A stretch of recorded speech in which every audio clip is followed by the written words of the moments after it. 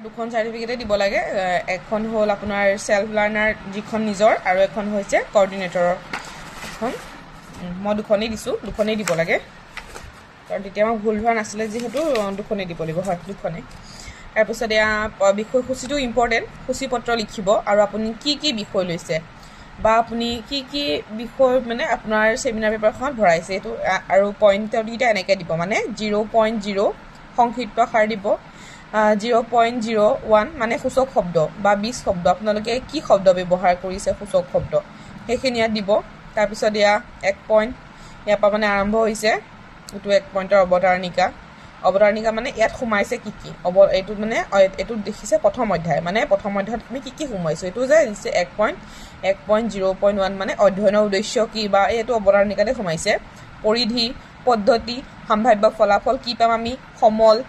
আমি অৱতাৰণিকাত সোমালো ঠিক আছে সমললৈকে তাৰপিছত আমি 2 নম্বৰত পাম পূৰ্বকৃত অধ্যয়নৰ স্বৰূপ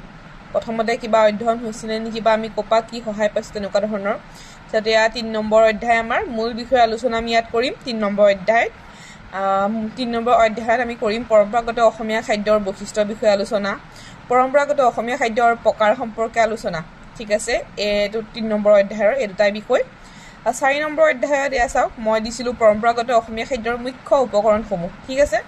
আপোনালোকে নিজে চাই ল'ব পাৰে কেনেকৈ মই বনাইছো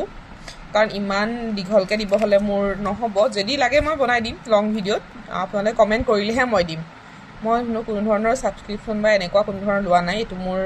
এনে কোনো ষ্টাডি চেনেলও নহয় কিন্তু সকলোৰে প্ৰবলেম হয় কাৰণ মই নিজে হেতু প্ৰবলেম ফেস কৰি আহিছো যেতিয়া মই অকমান আপোনালোকক সহায় কৰি দিব বিচাৰিছিলো সেমিনাৰ পেপাৰখন অকমান আভাস এটা দি সেই কাৰণে মই দিছো ইয়াত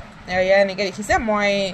7টা অধ্যায় লিখিছিলো মোৰ সেমিনাৰ পেপাৰত 7টা অধ্যায় শিকৰটো উপসংহাৰ প্ৰসংগ টুকা সহায়ক গ্ৰন্থপঞ্জী মুকপা সহায় লৈছো আৰু গৌণ সমল ঠিক আছে তাৰ পিছত যদি লাগে মই আপোনালোকে কমেন্ট কৰিলেহে দিম যাৰ পিছত যদি আপোনালোকক লাগে ঠিক আছে